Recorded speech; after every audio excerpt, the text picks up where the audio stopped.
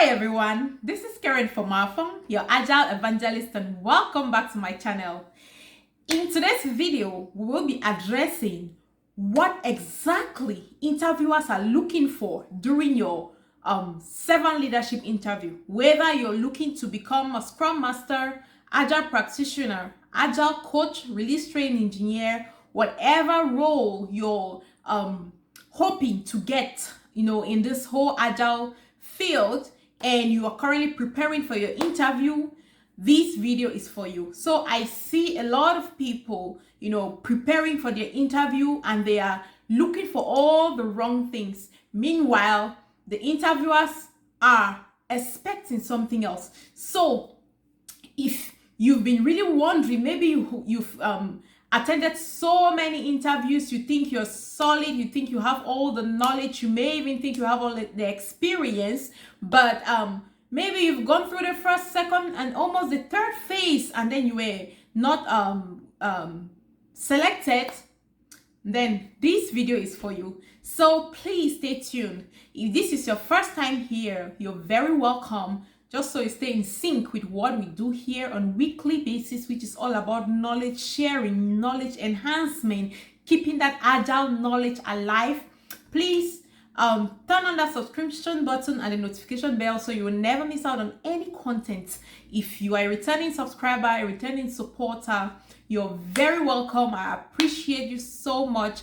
Please stay tuned, share this video so that other people can as well benefit. Thank you so much. Now let's go into our topic. What exactly are interviewers looking for during a 7 leadership interview? When I talk about 7 leadership interview, like I said earlier, I'm referring to a Scrum Master interview, a delivery manager interview, a release train engineer interview, an Agile coach interview. What exactly are interviewers looking for? That's the question. Now, this is exactly how it works. This video is gonna be very short, but trust me, it's going to be very, very rich. So please make sure you watch till the end.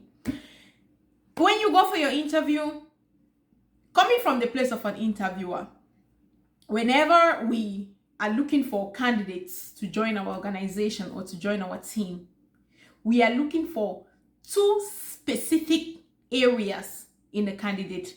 And as a 7 leader, we expect you to have a balance on these 2 areas. It cannot be either or. No, there should be a balance on these 2 key areas. Now, what are these 2 key areas?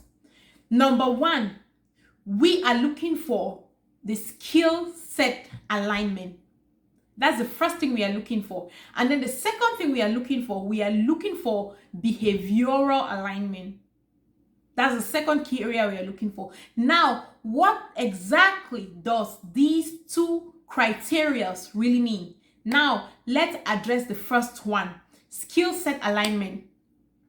I see a lot of people, when they are preparing for their interview, they just focus, on learning all the materials, reading a lot, making sure they understand the theory a lot, the content. They make sure that they are solid with that, which is great. That is exactly one of the key criteria to ensure that you are being selected during this interview.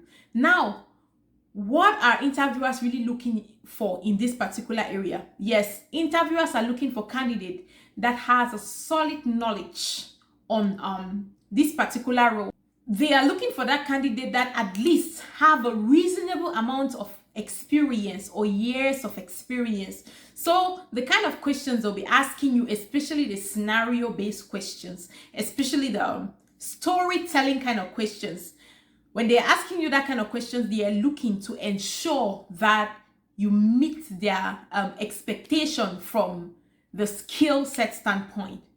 That's what they are looking for. Yes, so if you get that covered, that is a 1 check mark. Now, in this particular aspect of skill set alignment, you want to be sure that you are solid on your content. You want to be sure that you have all of these scenario-based stories ready, that will help your interviewers, or that will portray you to your interviewers as you have experience. That is the experience they are looking for. Be sure that you're solid with your content, the content that you've prepared. And again, it is always very nice, because usually they'll reach out to you and let you know that you have an upcoming interview, which give you a good amount of time to prepare. So make sure you're leveraging that time to really prepare. And if maybe you think that you have a gap, don't miss that opportunity just because you don't want to spend. Find a mentor or connect with a friend.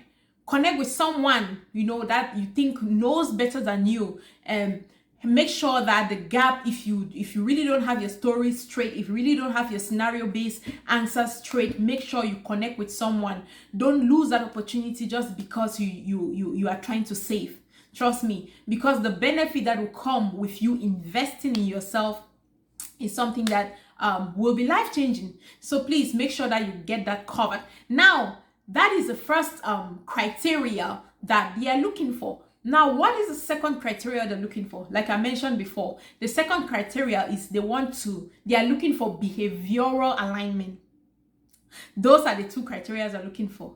So the mistake that a lot of candidates make is they just focus on learning the content, making sure that they know exactly the answer to every question, which is great, but that's not complete. That's just like 30% of your interview success. That's just like 30%. Now, how do you cover the remaining 70%? A quick reminder, if this is your first time here, you're very welcome. Please don't forget to turn on that subscription button and the notification bell so you will stay plugged in on our weekly content. Thank you so much. Please don't forget to like, share as well. If you need a mentoring one-on-one coaching session, if you're already on the job, you're struggling, if you are in the middle of looking for a job, you've gone through so many interviews, you kept getting that very annoying email, so we regret to inform you that we were not able to move forward with you because we had better candidates. If you are just thinking of getting into this, you're just not sure how to go about it, you are just a starter, you want to explore this path, please reach out to us. Check right up there. You will see our direct contact information. Send us an email, or you go to our website and schedule your appointment to get you started. We've been helping a lot of candidates. We have great testimonies to show for. So please do not hesitate to reach out to us. We'll be so more than happy to be part of your success story. So thank you so much.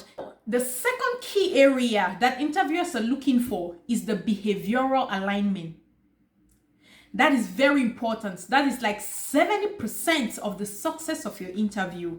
Now, what do I mean by behavioral alignment? You see, I realized that as candidates prepare for interview, they are so focused on the content. They are so focused to make sure that they have these stories or whatever to tell their interviewers in order to land that job. Yeah, that is great, but that is only 30% of your interview. 70% of your interview is more of the behavioral alignment. Especially as a servant leader, this is a critical factor. So interviewers want to make sure that this person that will be joining their organization, or this potential employee, is someone that they will be able to relate with on daily basis without any issue or with minimal issue. They want to make sure that you will be a positive addition to the team, to the environment. Like your impact will be felt on a higher level.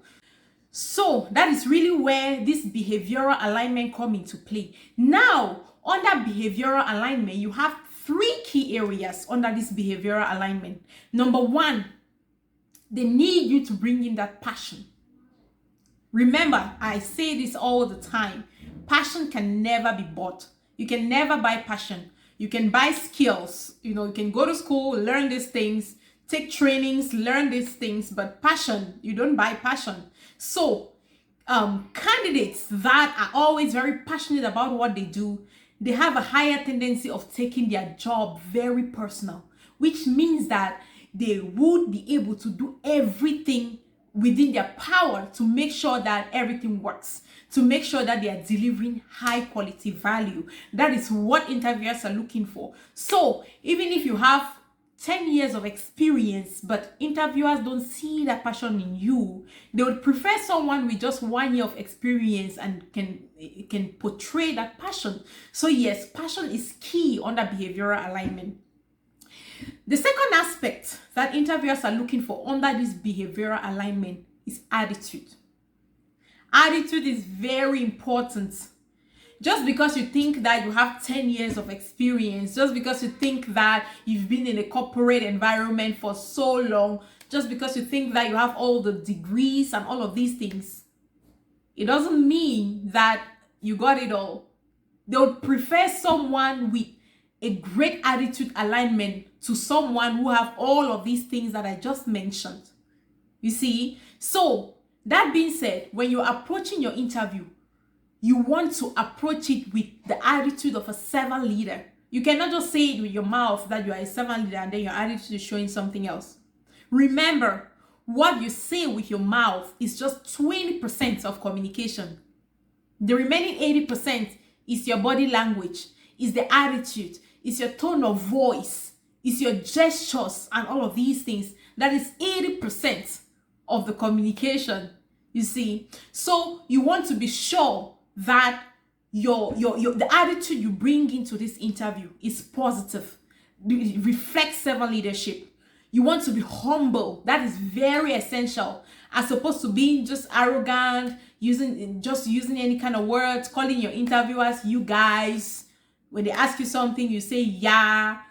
You don't even let your interviewer to learn when they're talking. You're talking over them.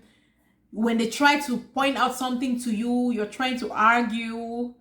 You're just like, I mean, these are the things that you really need to pay attention to during your interview. It is highly essential. Like I said, the behavioral criteria is 70% of your interview, 70%. And then under this behavioral criteria, this attitude is key. You want to make sure that you're coming in with the right attitude. You want to make sure that you reflect servant leadership. You are humble. I mean, you're broken. That is the word I would like to use. Be broken in your interview. Broken, again, doesn't mean that you have to be shy. You have to fold up into your shelf. No, that's not what I mean. You have to be confident in your humility. That's the right word. That's the right, description. You have to be confident in your humility. And this brings us to the third point under this behavioral alignment, which is confidence. You need to portray confidence. You need to show confidence in what you're saying. Confidence in your own self. Nobody likes to deal with someone who doesn't even have confidence in yourself. Trust me, what you sell is what they buy. What you sell to people is what they buy. The way you carry yourself is the way people will take you. It's the same for your job interview. How do you expect your interviewers to have confidence in you when you don't even have that confidence in your own self? So again, these are the 3 key areas under behavioral alignment that interviewers are looking for. They need you to have the right attitude that will align with their values and their environment, especially as a servant leader. Servant leadership is not any ordinary kind of leader. That is why even in the new Scrum guide, they've removed the word servant leadership to replace it with true leader. As a servant leader, we are different. We are unique. We are examples. So you have to reflect that as opposed to just saying. You have to be a true leader. And being a true leader, it must show in the passion that you're bringing in. It must show in the attitude that you're bringing in. It must show in the level of confidence. If you are able to portray these 2 criteria, that is the skill alignment and the behavioral alignment, then trust me, you will be awesome. You will be awesome. Now, this brings us to the end of our topic. Again, keep all of this in mind. Make sure you find that balance between the skill set alignment and the behavioral alignment so that you can go conquer that interview. Thank you so much and hope to talk to you next time. Bye.